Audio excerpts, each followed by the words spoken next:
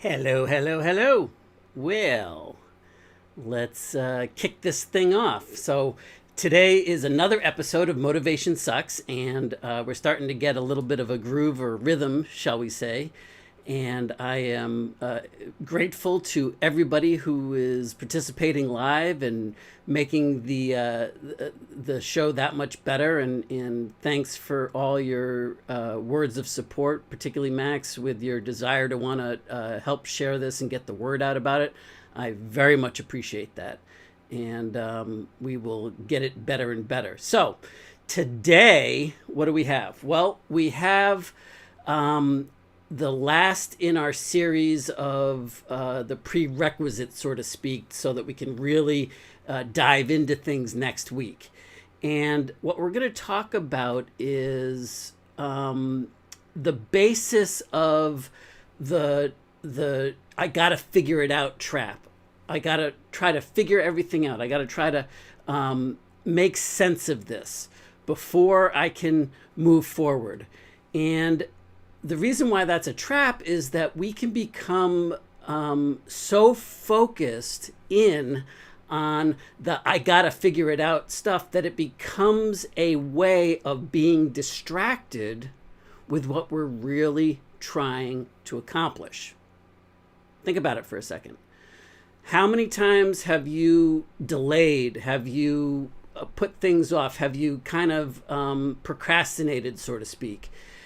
Or not, so to speak, just outright, hid away from things because you felt like you were lacking information, that you didn't have enough to go on, that you were short of some vital stuff, and that you had to figure out how it all worked in order to be able to move forward.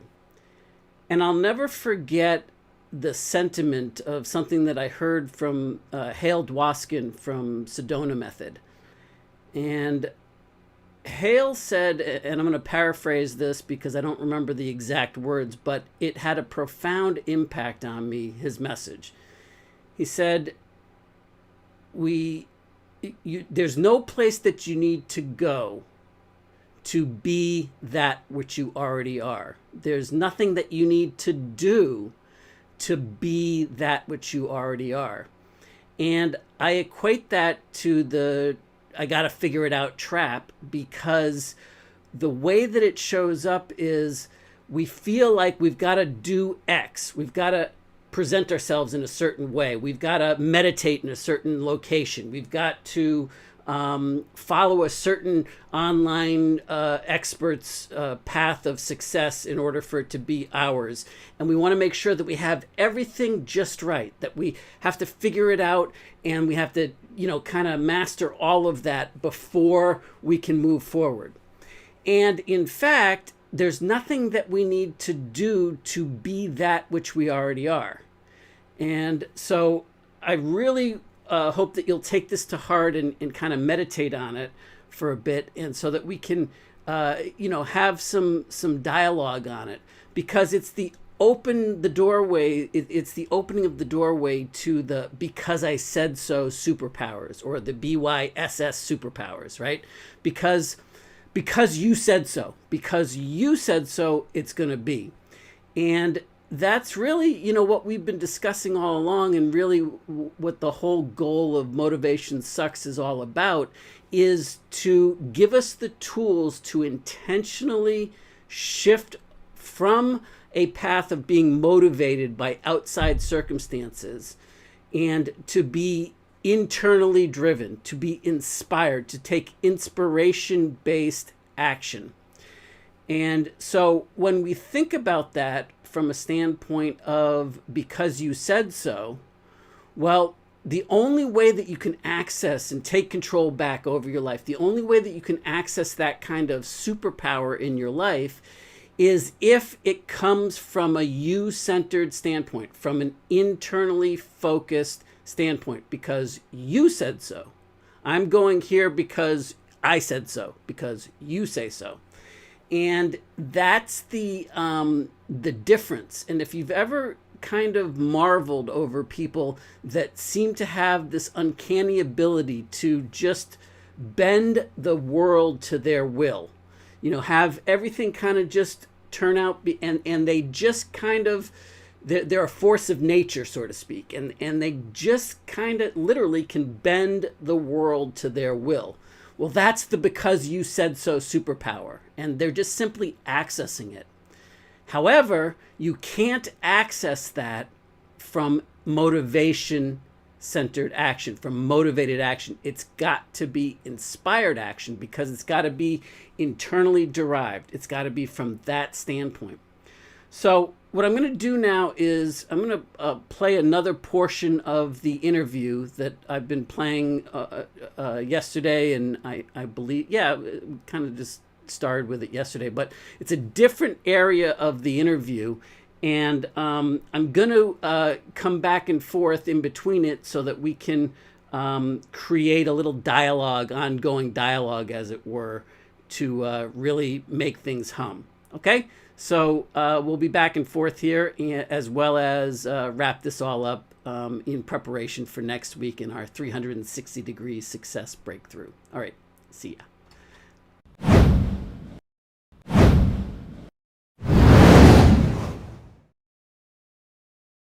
I equated freedom with money, and not just a little bit of money, a lot of money. For me, I had to become a millionaire, so that became the focus. So I became a motivation junkie, a self-help junkie, a personal development junkie, which means that, of course, I bought all the books and tapes. I read, went to all the seminars, went to all the late night infomercials, watched them, bought all those programs. And by the time I was, I guess, 23, 24 years old, thereabouts, I had over $65,000 worth of the training programs that I had accumulated in the pursuit of that freedom that I wanted, that quest to silence that pain of the fear of that abandonment, to overcome that, to give myself that space, right? Did I have the money? No. Did I have even some of the success? Well, I was stuck in that cycle where I got excited. I got the next book or the next audio tape program, and it was the cassette programs, not 8-track, but cassette programs way back then. I'd pop it in. I'd get real excited and jacked up with the potential, with the hope that I saw in it, that this time it's going to be different. And you know what? I learned a lot. I got a lot of great insights in there. And a lot of it was groundbreaking. A lot of it was good shit that was, incredible stuff. But it wasn't incredible for me then. And what I mean is that it didn't work for me then, or it only worked temporarily, because I experienced what I call the snapback.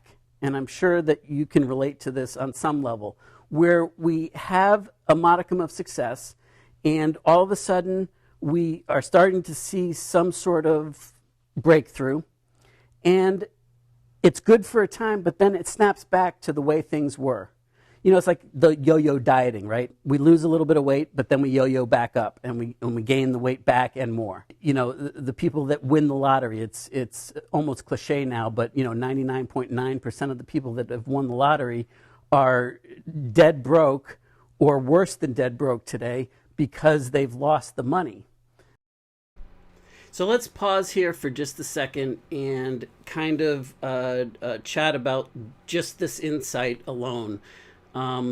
The yo-yo dieting parallel, as well as the lotto parallel, because I think part of the we have to figure it out trap, I got to figure this out and I got to make it all make sense trap that we fall into, is a result of us trying to think about, like, once we finally get there, then I can be happy. When I finally get to win the lotto, I'll be happy. When I finally get to my ideal weight, then I'll be able to attract the relationships that I want in my life and have the kind of things in my life that I want to have. And that's another symptom of the, I got to understand it. I got to figure it out. I got to make sense of this. And it's really the difference between being a seeker or a finder. And, we've been talking about the tale of two paths all along, right? And which one you've been walking or want to walk, and making the distinction of being able to walk it intentionally. So the tale of two paths, where we're talking about the collector versus the builder, the motivated action versus inspired action. Those are all two paths. Well, we also have the seeker path, which is connected with motivated action.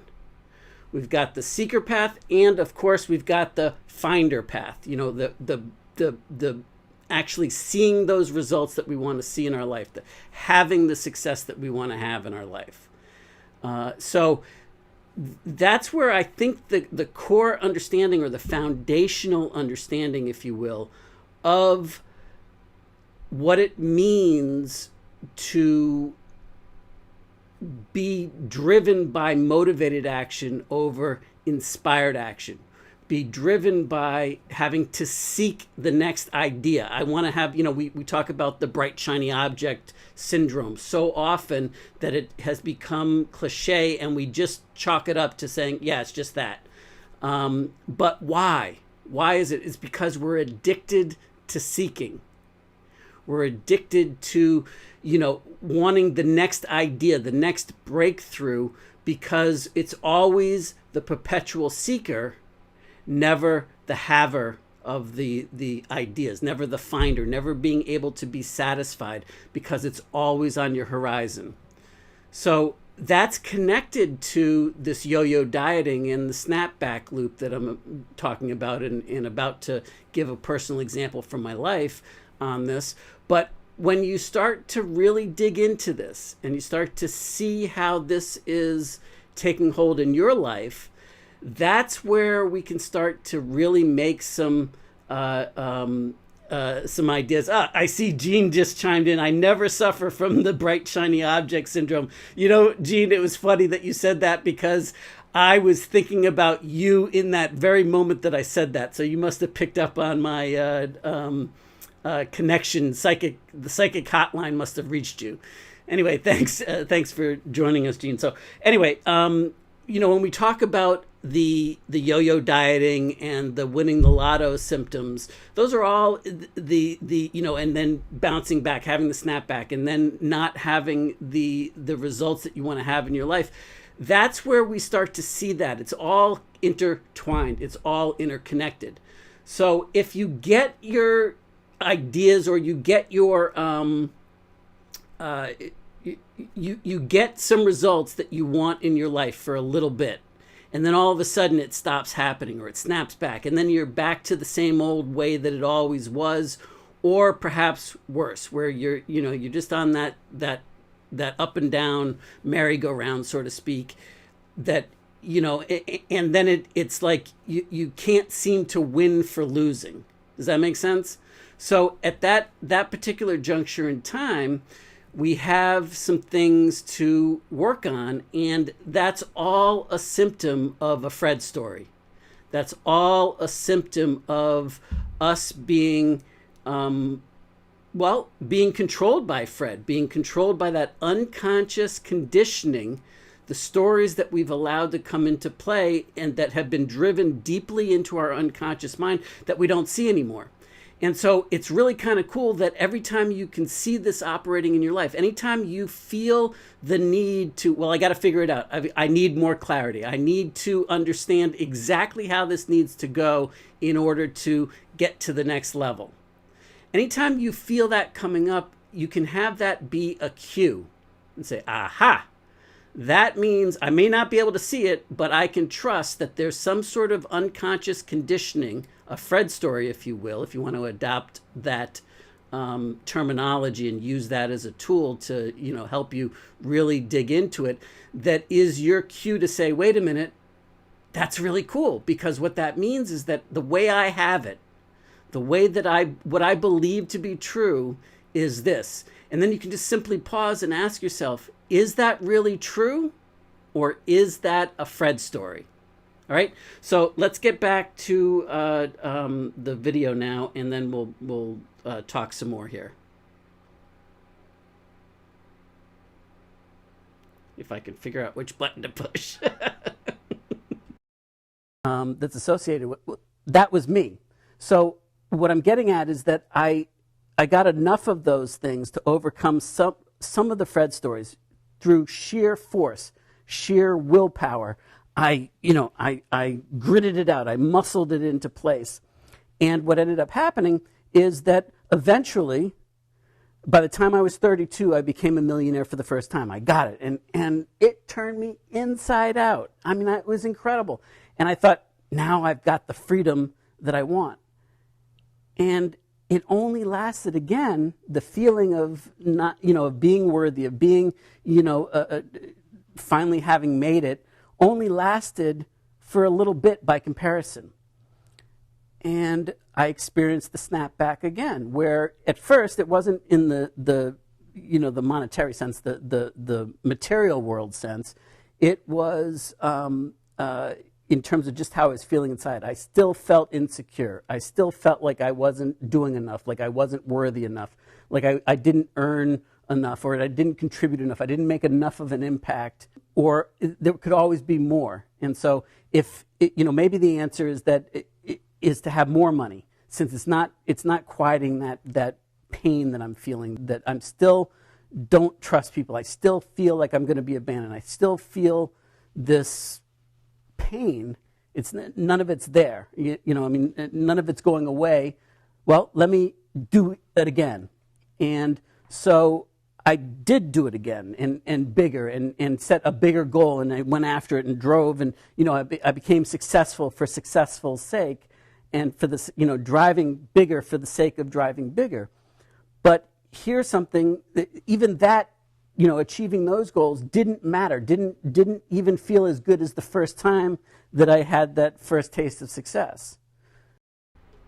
So can you relate it all to this? How does this show up in your life, this experience? What's the correlation to your life? How does this play its role? For me, it was all about, like I said, making a lot of money equals freedom. And for me, that's what was the driving force. So it obviously becoming an entrepreneur, and in the internet age, when I first got online in '97, that was what drove me. And the more that it ended up coming into play, the more that it created that desire for more. But who cares about me? What about you guys? Where does that show up in your life? How does that start to correlate? What's the cross sections, if you will, that makes this make sense to you or not? And if you have pushback, push back. Let's chew on it. Let's figure some stuff out together. But I think that you can start to enjoy this from a standpoint to know, A, you're not alone, and B, there is a solution to this, so that you can figure your way out of this, not figuring it out, but actually find your way out, not to seek your way out, but to actually find successfully your way out. All right, so let's continue. So what was going on? Well, I didn't know this, but again, unconsciously, I had a different Fred story, I guess, running me, because what I did was I sabotaged my success. And so I lost all my money, and I went broke. And then I made it all back again. And somehow the comeback kid, right, that story of the comeback felt even better than doing it the first time, because I overcame it. I was Fred now, and not only did I get stuck in that jar once, but and wrestle my way out, but now I did it again. I'm coming back, and I'm not letting, and so what ended up happening from the time that I became a millionaire the first time to the time that I was 42, when I had, basically a nervous breakdown, a midlife crisis at 42, was that I made and lost millions. When I turned 42, I stopped and I said that this sucks. I'm tired of this snapback. I'm tired of always reverting backwards. It's like, no matter what I do, I can't ever get off this gerbil wheel. And so, yeah, I might have all the toys. I might have the $1 million mansion. I might have experienced what it's like to fly in a private jet, or to rent an island in the British West Indies with some friends at $50,000 a night. And all that stuff that's frankly, when I think about it now, is embarrassing. But back then, it was like I wore it as a badge of honor, as a a status symbol, as all this stuff proved to, at least to the outside world, let me pretend that everything was outstanding, that none of my Fred stories were real, and because nobody else knew about them, but I did. The only problem is I didn't know that they were running me. And so that was the beginning of really starting to do some soul searching and look for what are some things that I can do. And I really... So where does that show up in your life? I mean, like, can you see how it's possible at this point that we have this idea about what success is supposed to look like? That it's got to look a certain way, that it's got to breathe a certain way.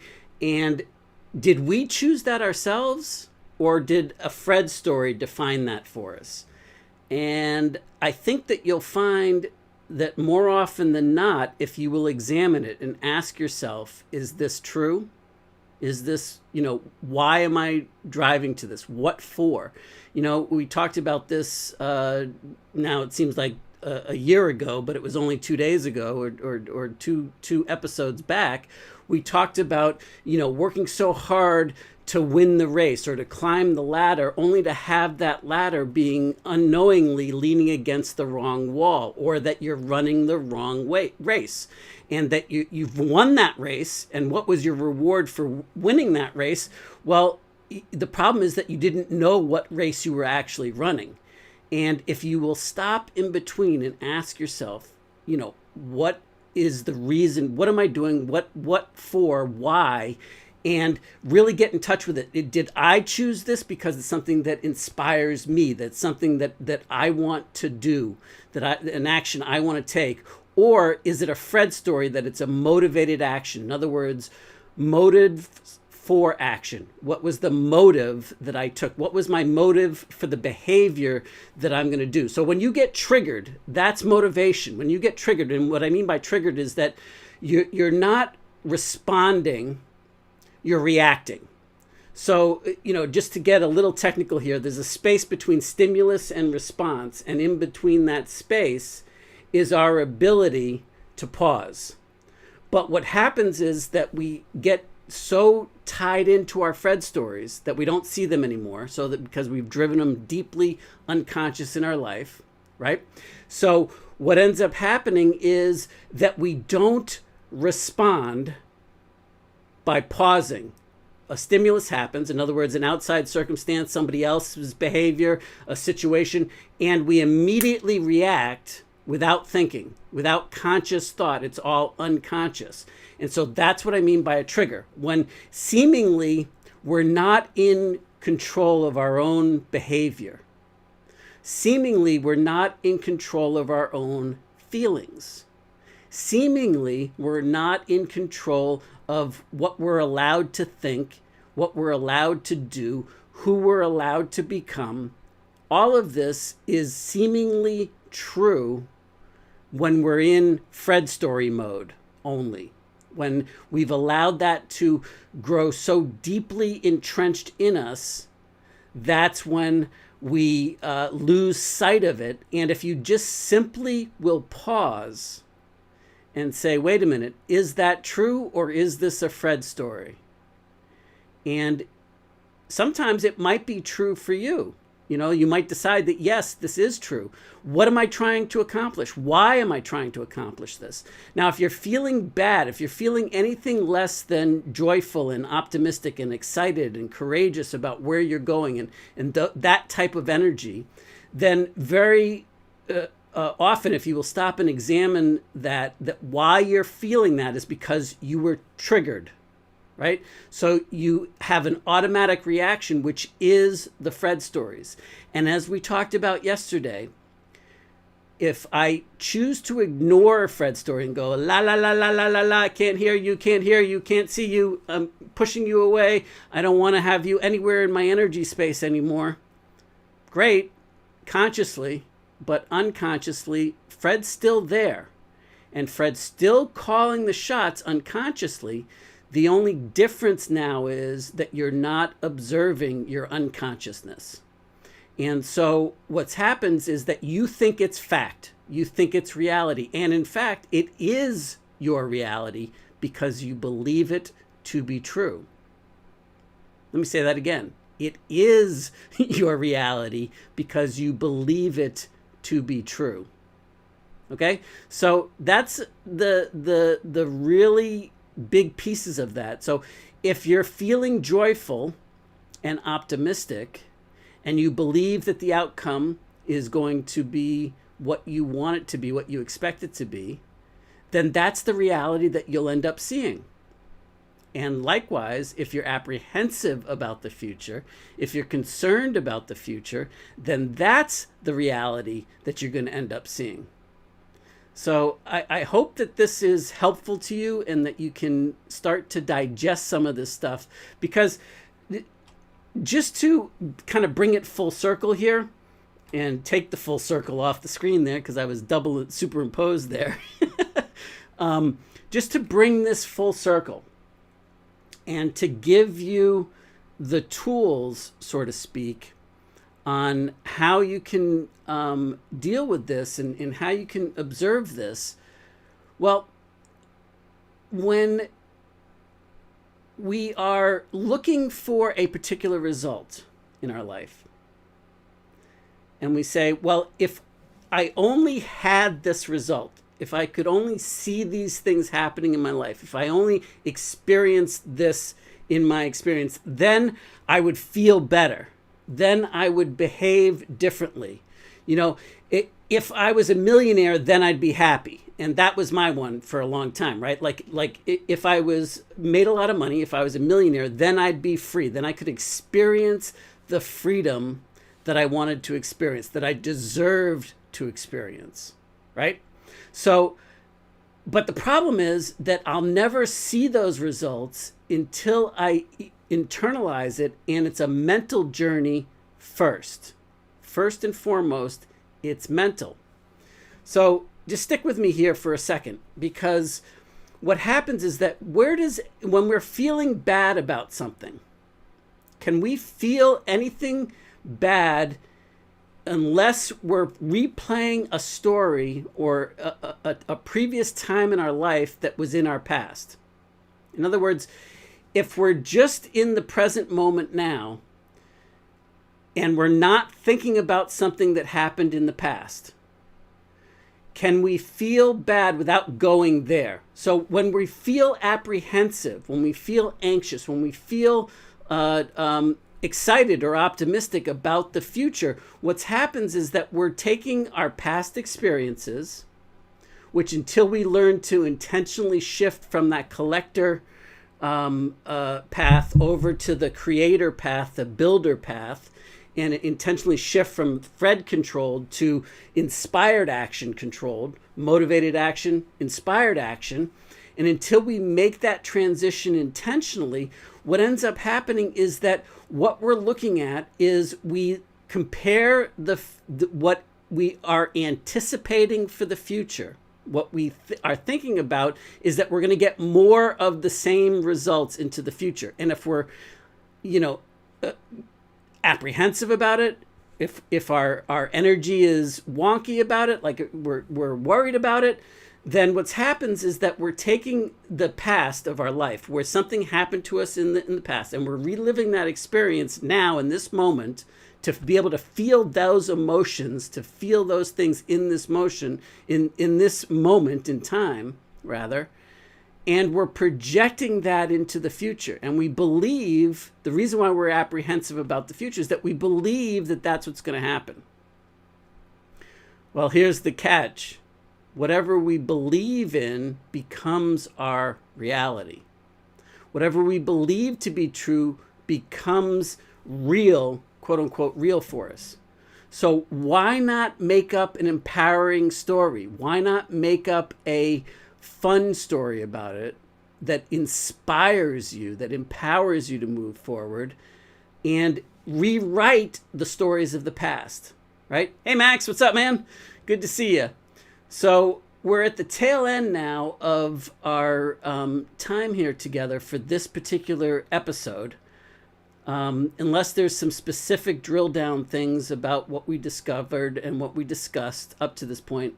Max, if you wouldn't mind, so that we don't have to repeat the same thing again, when this is over, if you wouldn't mind, watching the video, the episode at a speeded up rate or whatever, so that you can really tune into what we're talking about here, because there was some really cool stuff on the interview that I played that I didn't cover yesterday. So I think you might find it really beneficial to build on that in preparation for next week.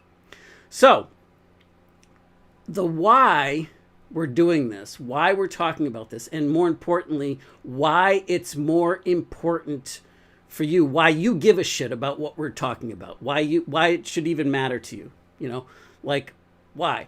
Well, the reason why is that it's going to allow you to get out of that infinite snapback loop where you get the same results in your life, plus or minus. Like you start off excited, like you're pursuing something. You tell yourself this time it's going to be different lie again. And you start off all excited, like, oh, this time I really understand it. Like I've grown enough, and this time I got it. And we're gonna start to create the next thing, and sure enough, you start off truly inspired and exciting, and then sooner or later, it kind of like snaps back, and you have that that oh yuck feeling where the seesaw just smacks back the other way, and the snapback loop happens, and you're right back where you were. The same kind of emotions, the same kind of behaviors, the same kind of fears about the future.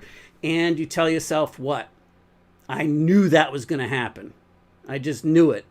And so what's really happening at the core there is that you've got a Fred story that is totally unconscious, that is just because you can't see it, like we've been discussing all along, doesn't mean that it isn't influencing you. Doesn't mean that it isn't controlling your behavior in a unconscious way. It's just that you seemingly don't have any power over it. You don't have the ability over it because it is so deeply rooted into the unconsciousness.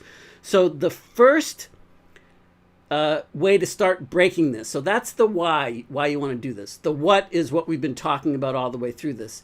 The how, the strategic, thin sliced how you can start to break this open for you. Well, we talked about a lot of these things in the interview video when I was going back and forth with you guys. But just to recap it, number one is to stop. Anytime you get triggered, when you feel that emotional trigger, when you're going after something and you're fearful that the results aren't going to be what you hope that they are going to be.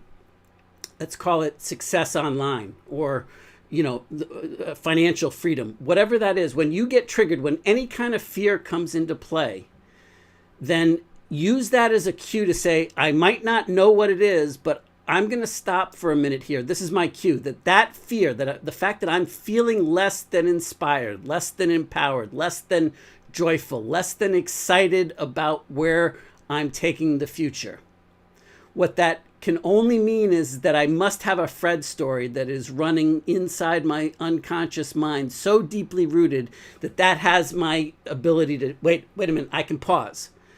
That the situation is the situation. I can take a pause in the middle of the stimulus to observe the situation, to just stop for a second and see what the Fred story is, what the Fred story is, what the Fred is that is running the show. Okay? So, and then you can simply ask yourself, is that true? Is it true, or is it a Fred story?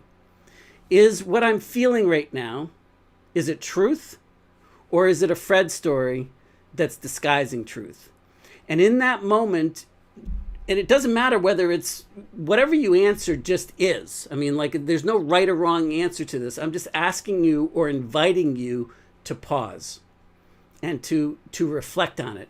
And the more that you will do this, I think you'll find that the easier it gets in being able to observe your unconsciousness, the easier that it will get to shift from motivated action into inspired action. And that's where we're going to be going into next week. So we've laid the foundation this week in the 3 workshop episodes this week for being able to build forward next week. And as we've been discussing all along, next week we've got the 360-degree prosperity breakthrough, the success breakthrough from 360 degrees, so that we can enjoy both material wealth and success, as well as that spiritual fulfillment, that happiness, that joy in our life, knowing that we're following our heart, that we're following our calling, that we know that we're making the difference that we're supposed to make, that we're making the contributions that we're supposed to make at the same time. So it's no longer a trade-off between financial success or being, caring about other people, being a healer or being financially successful. The two are not mutually exclusive. We can embrace the brilliance of the and that's what I mean by the 360-degree success solution, or the 360-degree breakthrough. Now, there are 3 barriers in between experiencing that 360-degree breakthrough on whatever subject that you want to have it on, and where you are right now. So if you're not yet living the success, the unprecedented success that you'd like to see, if you're not yet living that in your life, and I'm talking about not just a little bit of success, I'm talking about unprecedented success. In other words, the results that you want to achieve that you have yet to achieve ever in your life. Maybe you've longed to achieve it. I'm not saying that you haven't achieved success, but I'm saying unprecedented success. For you, it's unprecedented. You've never been there before. Then that's what I'm talking about. The 360-degree breakthrough is getting to the unprecedented level and unleashing your because you said so superpowers, the BYSS superpowers on your terms. And to be able to unleash that requires you to go through the 3 individual barriers that are standing in between where you are right now and that unprecedented bigger future that you want to create on your terms because you said so.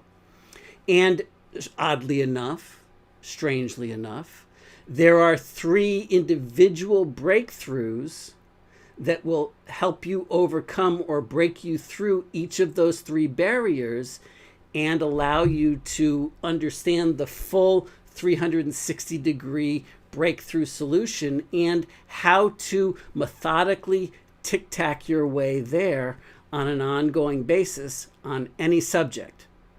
Now, I guess I haven't said this explicitly, but I probably should right now, is that this process that I'm going to unveil to you, that we're going to be drilling down on, is adaptable to any subject matter. The teaching model that I'm going to be using for it is online success in an entrepreneurial fashion or a freelancing fashion, to be able to have financial freedom as your goal in the online success building world. Okay? And I'm going to do my best to have the parallels be there, but this is the world that I know very well because it's the world that I lived, and I lived the whole gamut, as we discussed in the interview video there, and the snapback loop, and all of that stuff, and having it not be the reason that that I was happy, and figuring out how to have both. So when I give examples, a lot of it's going to be from the online world, but in a universally applicable way.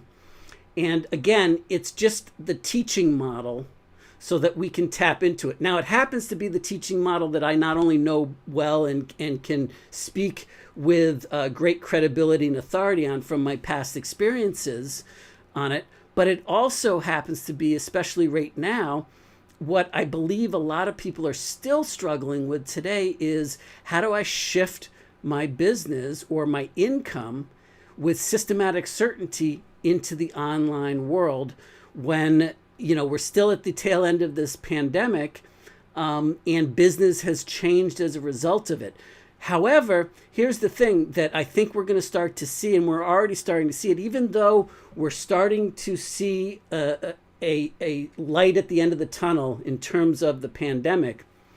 What I hope that everybody is starting to take to heart here is that, in fact, the world has changed as a result of this, and business has changed. And because of the online world that was forced upon us, the virtual world that was forced upon us, a lot of that is going to stay intact after we go back to, life as normal without the pandemic, without all the hysteria attached to it, right?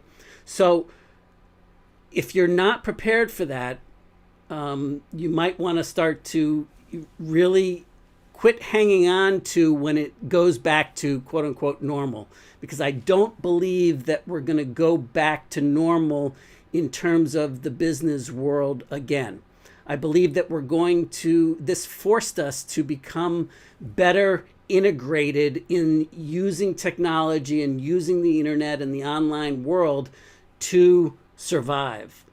And so I believe that a lot of this is going to become even more prevalent to make sense of. So what I really want to do is, regardless of what you're looking to pursue, is to give you a 360-degree success solution for success online, and being joyful and being supportive and making the impact that you want to make at the same time that you're attracting that prosperity to you to have the kind of material success that you want and deserve in your life.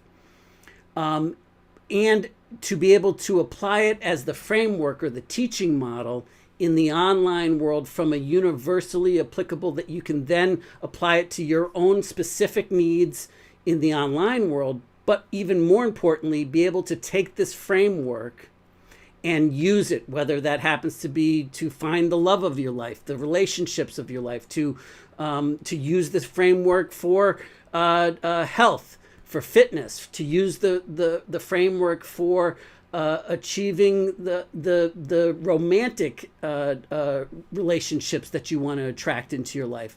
Whatever that happens to be that you're looking to happen, this framework is universally applicable to across the board. But again, we're going to use developing the online success, the online business development process in a universal way. We're going to apply that as our teaching model as we go forward here, so that we have something to work with that makes sense, that will hopefully appeal to the large cross section, at the same time that we're then talking about, where else you can adapt this to, and not only how else can you adapt it to your particular situation of financial freedom, of spiritual fulfillment, both sides of the equation for you personally, but also how can you expand it beyond just finances, beyond just your professional life,